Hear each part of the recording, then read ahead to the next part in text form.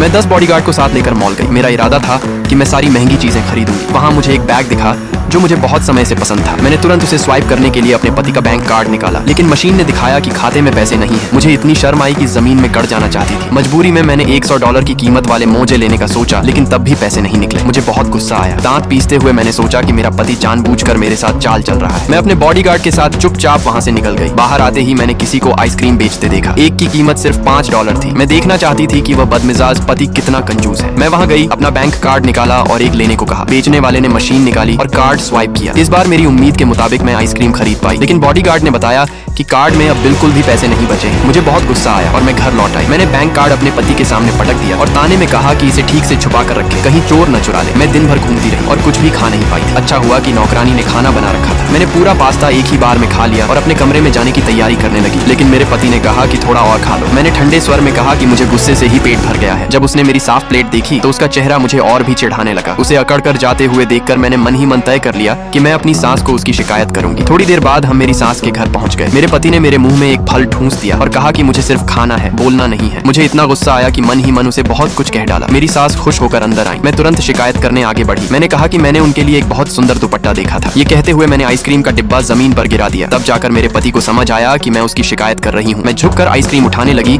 और दिखावे के लिए भावुक होकर कहा कि यह तो उसने मुझे नाश्ते में दिया था। मैंने यह भी कहा कि कार्ड में बस इतने ही डॉलर थे, इसलिए मैं इसे खाने से भी बचा रही थी। मेरे देवर तुरंत हंस पड़े और उसे बहुत कंजूस कहने लगे। मेरी सास की डांट से डरकर मेरे पति ने जल्दी से मेरा मुंह ढक दिया और कहा कि घर जाकर बात करेंगे, लेकिन मैंने अपनी सास के चेहरे पर हल्की सी मुस्कान देख ली। उसी पल मेरे मन में एक पूरी योजना तैयार हो चुकी थी। अगर आपको ऐसा ड्रामा देखना पसंद है तो चैनल को अभी सब्सक्राइब करें।